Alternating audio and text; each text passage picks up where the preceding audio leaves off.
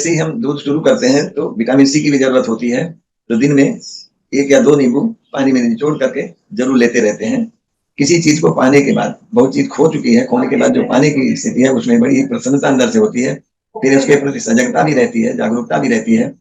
क्योंकि शरीर को उपवास में कोई दिक्कत नहीं, उपवास के बाद जो चीजें आती हैं उसको संरक्षित रखने के लिए, सुरक्षित रखने के लिए और परमानेंट बनी रहे, इसके लिए भी हमें जरूरत होती है कि हम अपने नियम संयम, जो हमारी गलतियां हैं उनको हम ठीक रखें, और गलतियों को अगर ठीक रखेंगे तो निश्चित रूप से हम स्वस्थ रहेंगे, रिलैक्स होते हैं, सुबह उठते हैं तो एकदम बढ़िया से नींद आती है, फर्स्ट क्लास एकदम महसूस करते हैं आप। तो ये है हमारी पुरानी विधा। पुरानी विधा मतलब ये हमारी पुरातन विधा है, सनातन विधा है, प्राकृतिक विधा है। इस विधा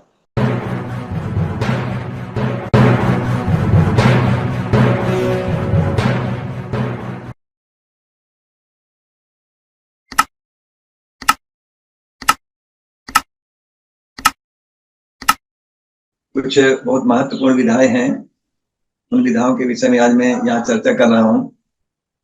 तो कल्प चिकित्सा, कल्प चिकित्सा के अंदर दुग्ध कल्प, दही कल्प, चक्र कल्प, मट्ठा कल्प, आम कल्प, ये कल्प हैं। तो कल्प की अवधि मिनिमम 45 दिन है, मैक्सिमम कितना आप चलाने वाला बात है।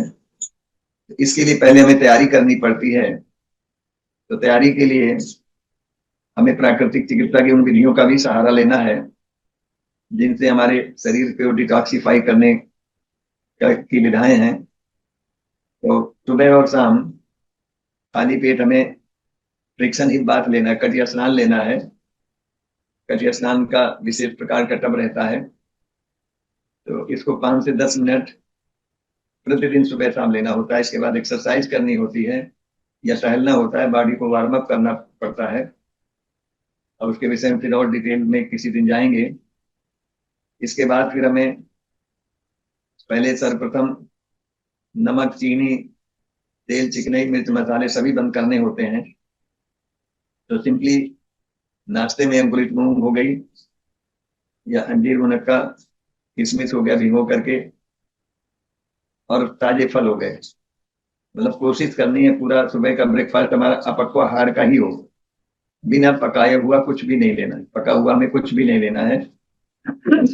तो अंकुरित मूंग, ताजे फल, अंजीर, मुनक्का, किशमिश, खुबानी भिगो करके, शुगर नहीं है तो इनको हम लेते हैं।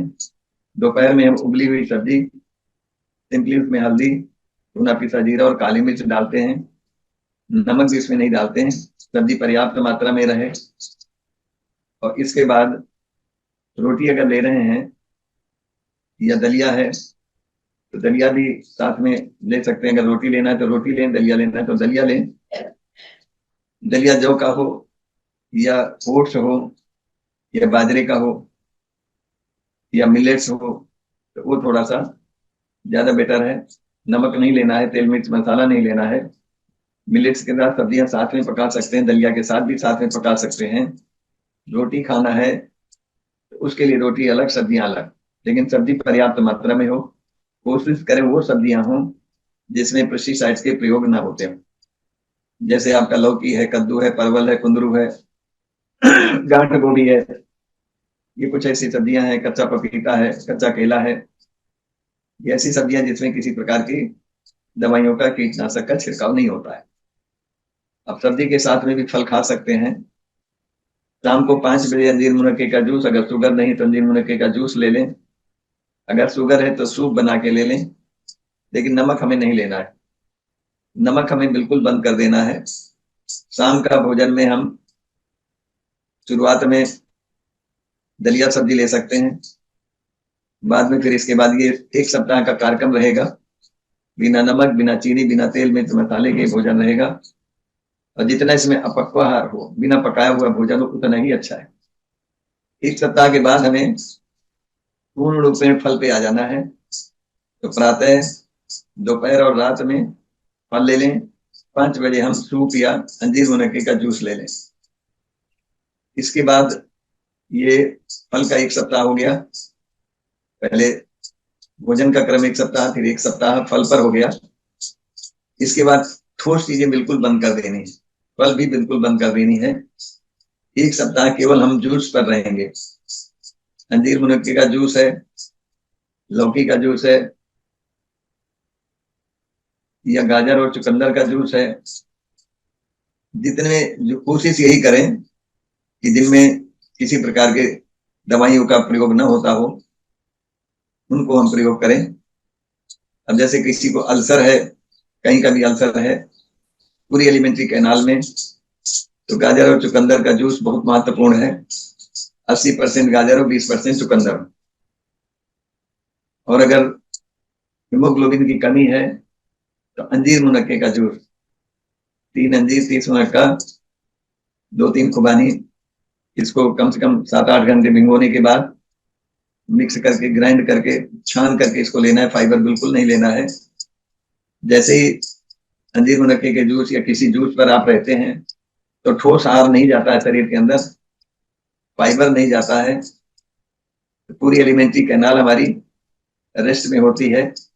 हमारे हार्मोन्स का जितना सिक्रेशन है वो सब अपने आप स्टॉप हो जाता है, रुक जाता है, क्योंकि पाचन के लिए जो हार्मोन्स की जरूरत होती है उनका सिक्रेशन बिल्कुल बंद हो जाता है। तो इसलिए जो पचा पचाया भोजन है, हमारे जूसेज जितने हैं पचे पचाए हैं, इसलिए स्टमक में जाते ही इनका मंथन नहीं होता है, तो कहीं भी एलिमेंट्री कैनाल में स्कीचेज हैं वो ठीक हो जाते हैं। इसके बाद जो है जूस का कार्यक्रम एक सप्ताह चलता है। हर एक क्रम में 3 दिन हमको थोड़ी दिक्कत आती है। 3 दिन दिक्कत इस तरीके की, जो दबे हुए रोग हैं, दवाइयों का जो शरीर पर प्रभाव है, दवाइयों की वजह से जो हमारा शरीर चल रहा है, उनके निष्कासन में हमें थोड़ी सी परेशानियां आती हैं। उस समय हमें बदन का दर्द हो सकता है, उल्टियां भी हो सकती हैं, जी मिचलाहट होती है, लेकिन उल्टियां तो उपवास में आती हैं। तो ये जो हमने अपक्वाहार भोजन, फलाहार भोजन, फिर रसाहार का क्रम चला, अब इसके बाद निराहार, मतलब कोई आहार नहीं लेना है, केवल और केवल नींबू पानी पर आना है। तो इस समय तक आप देखेंगे कि बीपी आपका ठीक हो चुका है, थायराइड भी ठीक हो चुका है, शुगर भी किसी हद तक ठीक हो चुका है। अब इसके बाद जो है दवाइयां, कोई भी हमारे शरीर में केमिकल्स कुछ भी नहीं जा रहा है। नींबू पानी भी है और उसको भी हम छन्नी से फिल्टर करके लेंगे, मतलब उसमें किसी प्रकार कोई रेशा नहीं जाना है। तो कम से कम आधा लीटर अगर पानी ले रहे हैं तो उसमें 1 नींबू पर्याप्त है। तो दिन भर में 3 नींबू ले सकते हैं, ज्यादा नींबू भी नहीं लेना है, 2 से 3 नींबू, तो आधा आधा करके भी आप उसको कई बार में ले सकते हैं। इस समय पूरे शरीर की जीवनी शक्ति जितनी है, लीवर के, पैंक्रियाज को, किडनी को, दिल्ली को, स्प्लीन को, हर चीज का, हार्ट को, लंग्स को, जहां कहीं भी कचरा हमारा जमा हुआ है उसको प्रकृति निकालने की पूरी कोशिश होती है। ये बहुत बड़ा अभियान है, इसीलिए इसको ब्रह्मास्त्र कहा गया, उपवास को। अब इसमें जैसे ही आप आगे बढ़ते हैं तो दूसरे दिन, तीसरे दिन, 3 दिन बहुत ही उठापटक शरीर में होती है। उठापटक ये होती है कि जी मिचलाना होता है, आपको अनिद्रा की शिकायत होती है, दर्द बढ़ते हैं, बहुत सारी प्रक्रियाएं जो है शरीर के अंदर होती हैं। तो ये जब प्रक्रिया चलती है तो उस समय पूरी के पूरी फोर्स जो है, पूरा फोकस जो है नेचर का, जहां कहीं भी रोग है उसको ठीक करने में लग जाता है। दूसरे तीसरे दिन जी मिचलाहट भी होगी, उल्टियां भी आने की संभावना है, तो उसको उल्टी का समाधान यही है कि आप हल्का गुनगुना पानी पिए और उल्टी आए तो उल्टी आने दें, और पैर मिला के सीधे खड़े हो जाएं, बायां हाथ अपने स्टमक में रख लें, दाएं हाथ की 2 उंगलियां निकाल करके गले तक ले जाएं, जीभ में रगड़ें, पूरा पानी निकलेगा, पित्त निकलेगा, बहुत ज्यादा, बहुत गंदगी निकलेगी। ये सब जैसे ही गंदगी निकलती है फिर आपको आराम मिल जाता है। ये 3 दिन तक अपने आप ही प्रोसेस चलता है। चौथे दिन से आराम मिलना शुरू होता है। तेज भूख जो लग रही होती है वो भी भूख स्टॉप हो जाती है, भूख लगना भी बंद हो जाता है। फिर धीरे धीरे चौथे दिन से अनिद्रा की शिकायत भी दूर होने लगती है, लेकिन उसमें पूर्ण विश्राम करना है, इस स्थिति में पूर्ण विश्राम करना है। अब ये उपवास जो है 3 दिन तो शुरुआत के बहुत ही संघर्षपूर्ण होते हैं शरीर के लिए। चौथे दिन से थोड़ा आराम मिलता है, भूख आपकी एकदम खत्म हो चुकी होती है, और अंदर जो प्रक्रिया चल रही है वो बहुत महत्वपूर्ण प्रक्रिया चल रही है। रग रेशे के अंदर, सातों धातुओं के अंदर जहां कहीं भी कचरा है उसको नेचर निकालने की कोशिश करता है। अब आपका मोशन की प्रक्रिया, स्टूल पास होने की प्रक्रिया बिल्कुल स्टॉप हो जाती करीब करीब जिनको कोलाइटिस होती है उपवास में भी मोशन होता रहता है, क्योंकि जमा हुआ मल जो है वो प्रकृति निकालने की कोशिश करती है, तो ये सब निकालने की कोशिश होती रहती है। जिनको कोलाइटिस एमीबियासिस होती है उनको मोशन बंद नहीं होता है, तो ये चलता रहता है। तो आपको आश्चर्य होगा कि ये मोशन कितना अंदर शरीर के अंदर है। तो ये सब प्रक्रिया होने के बाद एक समय ऐसा आता है कि जब आपकी थोड़ा सा भूख लगनी शुरू होती है, जीभ का स्वाद अभी तक जो खराब था, जीभ कोटेड थी, गंदगी थी बहुत ज्यादा, वो भी साफ होने लगती है, आपकी स्किन एकदम साफ होने लगती है, और धीरे धीरे अनिद्रा की शिकायत भी दूर हो जाती है। और फिर आपको इतना विश्रांति मिलती है, शाम को सोए सुबह उठे एकदम फ्रेशनेस, कोई खाना नहीं कोई कुछ नहीं, फिर भी आपकी तबीयत एकदम फ्रेश होती है। और उठते हैं तो पर्याप्त मतलब आपको एनर्जी होती है, एनर्जी पर्याप्त होती है। अब सोचिए जरा, आपने अपक्वाहार भोजन किया पहले, फिर फलाहार किया, फिर रसाहार किया, और इसके बाद ये उपवास चल रहा है, इतने दिन से आपने कुछ नहीं खाया है, फिर भी आपके शरीर के अंदर एनर्जी कहाँ से आती है? ये उपवास जो है 10 से 15 दिन, 20 दिन, 25 दिन आराम से कर सकते हैं, किसी प्रकार की कोई दिक्कत नहीं है, लेकिन मार्गदर्शन बहुत जरूरी होता है। तो ये उपवास के बाद फिर कल्प चिकित्सा शुरू होती है। ये जो सारा का सारा शरीर के अंदर छुपे हुए रोगों को ठीक करने के लिए, liver, pancreas, spleen, kidney, lungs, heart, सबको ठीक करने के लिए, इवन ब्रेन, तो ये सारा का सारा जहां पूरे शरीर में है कचरा, उसको निकाल के आपने बाहर किया, स्ट्रक्चर को पूरा ध्वस्त कर दिया। अब नए सिरे से इसको बनाना है। तो जिस तरीके से छोटा बच्चा इस धरती पर आता है तो माँ के दूध पर ही रहता है, और माँ का दूध लेता है और पूरा विश्राम करता है। 24 घंटे में हम समझते हैं 23 साढ़े 23 घंटे वो सोता ही है। हाँ, केवल अपनी जरूरत के लिए उठता है, या तो पेशाब करना है, या पॉटी करना है, या उसको दूध की जरूरत है, तभी वो डरता है, रोता है, अपनी रिक्वायरमेंट पूरी होने के बाद फिर सो जाता है। ये प्रक्रिया चलती है। तो इस समय उसके दूध का डाइजेशन होना शुरू हो जाता है, अच्छे से होता रहता है, किसी प्रकार कोई दिक्कत नहीं, उसका विकास भी होता रहता है, तब धीरे धीरे वो बढ़ता रहता है। तो उसी तरीके से हमारा ये दूध विकल्प की चिकित्सा है, इसमें जो है पूरा विश्राम की आवश्यकता है, पूर्ण विश्राम, कुछ भी न पढ़ना है, न लिखना है, न बोलना है, पूरा पूरा एकदम बस दूध पीना है, लेट जाना है, दूध पीना है, लेट जाना है, नींद आए आ जाए अच्छी बात है, ना आए तो लेकिन विश्राम ही करना है। अगर कोई ध्यान साधना करने वाला है, चिंतन करने वाला है, ये बहुत अच्छा मौका उसके लिए है कि इस समय पूरी एनर्जी, पूरा फोकस आपका अपने शरीर पर है, आप अपनी चेतना को अंदर तक जान जाएंगे। तो इसमें जो है शुरुआत कैसे होती है, जिनको एमीबियासिस है, कोलाइटिस है, अल्सरेटिव कोलाइटिस है, तो उनके लिए दही कल्प होता है, डायबिटीज के लिए भी दही कल्प होता है। लेकिन जिनको कोलाइटिस, एमीबियासिस, अल्सरेटिव कोलाइटिस इस तरीके के नहीं है, उनके लिए फिर दुग्ध कल्प है। दुग्ध कल्प अल्सर के लिए बहुत ही महत्वपूर्ण इलाज है। तो एक पाव से हम शुरू करते हैं, एक पाव को शुरुआत में 4 भागों में बांट लेते हैं। तो सुबह, दोपहर, 5 बजे और रात में 4 बार में एक पाव दूध को हम इसको लेना शुरू करते हैं। इसके बाद नेक्स्ट डे एक पाव और एड ऑन करते हैं, उसको आधा किलो हो गया, आधा किलो को 4 बार में लेते हैं। तो ये एक एक पाव प्रतिदिन हम धीरे धीरे बढ़ाते जाते हैं। जैसे जैसे बढ़ाते जाते हैं, आप सोचिए जरा कि धीरे धीरे जो बदलाव आता है वो बहुत महत्वपूर्ण है, लेकिन विश्राम बिल्कुल चलता ही रहेगा। तो इसको इसके बाद जो है आप जैसे ही धीरे धीरे एक एक पाव करके 5 किलो, 5.5 किलो, 6 किलो तक 6 किलो तक आपका ये दूध या दही चलता है। दही के लिए तो कुछ सावधानियां भी रहती है, उसके बाद में बता देंगे, पहले दूध विकल्प के विषय में जानकारी दें। जो ऑस्टियोपोरोसिस है, ऑस्टियोपीनिया है, बोन्स की डेंसिटी कम है, ये सारी चीजों के लिए, तो इसके लिए जैसे ही हम दूध शुरू करते हैं तो विटामिन सी की भी जरूरत होती है। तो दिन में 1 या 2 नींबू पानी में निचोड़ करके जरूर लेते रहते हैं, जिससे विटामिन सी मिलता रहे। इस क्रम में आगे जब बढ़ते हैं तो जैसे ही 5 किलो, 6 किलो तक दूध पहुंच जाता है, उस समय बड़ी तेजी से बदलाव शरीर में आते हैं, कुछ चेंजमेंट होते हैं, जीवनी शक्ति भी बढ़ती है, डाइजेस्ट सिस्टम भी बढ़ता है।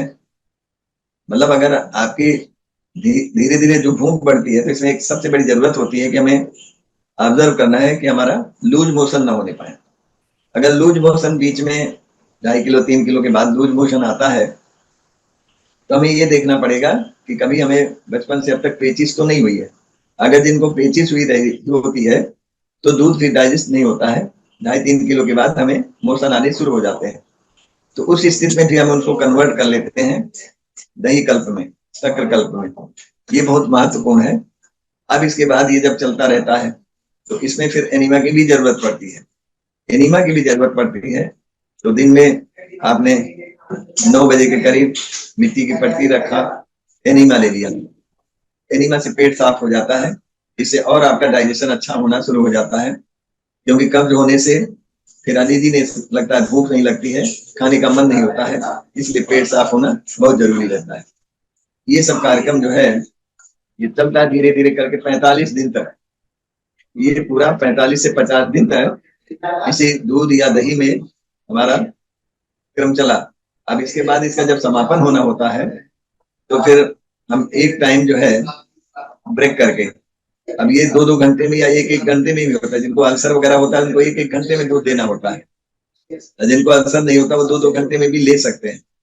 तो इस तरीके का कार्यक्रम एक बन जाता है। तो पूरा आपका डायग्नोसिस जब होता है तो उसके अनुसार बनता है, क्या क्या पहले से बीमारियां उनके अनुसार भी बनता है। तो एक बार बैठ करके पूरा जो है कार्यक्रम बना लेने के बाद जो है इसको फिर शुरुआत करते हैं। समापन के लिए यही है कि शाम के 4 बजे के बाद, जैसे मान लीजिए 5 बजे ले लिया लास्ट, इसके बाद बीच में 3 घंटे का गैप किया, तो शाम को फिर केला लिया या कोई केक लिया फल का और उसके साथ भी दूध लिया। तो इस तरीके से धीरे धीरे हम वापस आते हैं। फिर उबली हुई सब्जी में आते हैं, फिर सब्जी के बाद दलिया में आते हैं, फिर दलिया के बाद फिर धीरे धीरे रोटी में आते हैं। तो ये पूरा क्रम करीब करीब 4 महीने इसमें लग जाता है पूरी तैयारी के साथ। लेकिन पूरा शरीर हमारा रोग मुक्त हो जाता है, नया स्ट्रक्चर बनता है। जो वेट लॉस हुआ है वेट भी गेन कर लेते हैं। और कल्प के 30-35 दिन के बाद ही आपकी जीवनी शक्ति इतनी बढ़ती है कि आपको फिर लेटे रहने का मन नहीं होता है। उस समय फिर हमारी एक्सरसाइज भी शुरू हो जाती है, मालिश शुरू हो जाती है, बदन की तेल मालिश है, एक्सरसाइज है, ये सब शुरू हो जाती है। क्योंकि शरीर में नई मांसपेशियों का निर्माण हुआ है, नई सातों धातुओं का निर्माण चालू है। और ये सारे सारे अंदर से बोन मैरो तक में जो इन्फेक्शन गया हुआ है, दवाइयों का जो प्रभाव है, टॉक्सिन्स का जो प्रभाव है, पेस्टिसाइड्स का जो प्रभाव है, तो सारे प्रभाव खत्म हो जाते हैं और पूरा स्ट्रक्चर, पूरा ढांचा, सातों धातुएं नए सिरे से नई तैयार होती हैं। तो ये एक तरीके का पूरा हमारा जो बचपन है वो वापस आता है, नई जीवनी शक्ति हमें प्राप्त होती है। प्राप्त होने के साथ नया जीवन भी हमें मिलता है। अब इसके बाद फिर धीरे धीरे जब हमारा सुबह ब्रेकफास्ट नेचुरल ढंग से हुआ, भोजन नेचुरल ढंग से हुआ, फिर हम अपने प्रति बहुत जागरूक हो जाते हैं। किसी चीज को पाने के बाद, बहुत चीज खो चुकी है, खोने के बाद जो पाने की स्थिति है उसमें बड़ी प्रसन्नता अंदर से होती है। फिर उसके प्रति सजगता भी रहती है, जागरूकता भी रहती है। फिर उसको हम खोने का हमारे अंदर एक भय सा रहता है कि हम ये खोने ना पाए, इसलिए हम सदैव जागरूक रहेंगे, वो चीजें नहीं खाएंगे। क्योंकि शरीर को उपवास में कोई दिक्कत नहीं, उपवास के बाद जो चीजें आती हैं उसको संरक्षित रखने के लिए, सुरक्षित रखने के लिए और परमानेंट बनी रहे, इसके लिए भी हमें जरूरत होती है कि हम अपने नियम संयम, जो हमारी गलतियां हैं उनको हम ठीक रखें। और गलतियों को अगर ठीक रखेंगे तो निश्चित रूप से हम स्वस्थ रहेंगे। तो ये कल्प चिकित्सा नया निर्माण एक तरीके से पूरा शरीर को। अब हमें बहुत ज्यादा सावधानी की भी जरूरत है, क्या भोजन करें क्या ना करें और हमारी दिनचर्या कैसी होनी चाहिए। अब आप देखेंगे कि आपकी जो नींद की कहने का जो लोगों का आजकल है कि नींद 8 घंटे लेनी चाहिए, ऐसा कुछ नहीं है। आपकी नींद 3-4 घंटे में ही हो जाती है। क्योंकि चयापचय की क्रिया, इतनी मेटाबॉलिज्म इतना सही हो जाता है कि जैसे ही आप लेटते हैं साउंड स्लीप आपको आती है, आपकी बॉडी डिटॉक्सिफाई हो जाती है, रिलैक्स होते हैं, सुबह उठते हैं तो एकदम बढ़िया से नींद आती है, फर्स्ट क्लास एकदम महसूस करते हैं आप। तो ये है हमारी पुरानी विधा। पुरानी विधा मतलब ये हमारी पुरातन विधा है, सनातन विधा है, प्राकृतिक विधा है। इस विधा मतलब खोती जा रही है, अब इसके एक्सपर्ट नहीं है, इसलिए मैंने ये रिकॉर्ड कराया। ये हमारा बना रहेगा, सुरक्षित रहेगा, लोग इसको बीच में सुनेंगे। अब इसके विषय और भी बहुत सारी जो सावधानियां हैं उनके विषय में कल हम जानकारी देंगे। और आज के यही अपनी बात को विराम देता हूँ। संगम नमामि।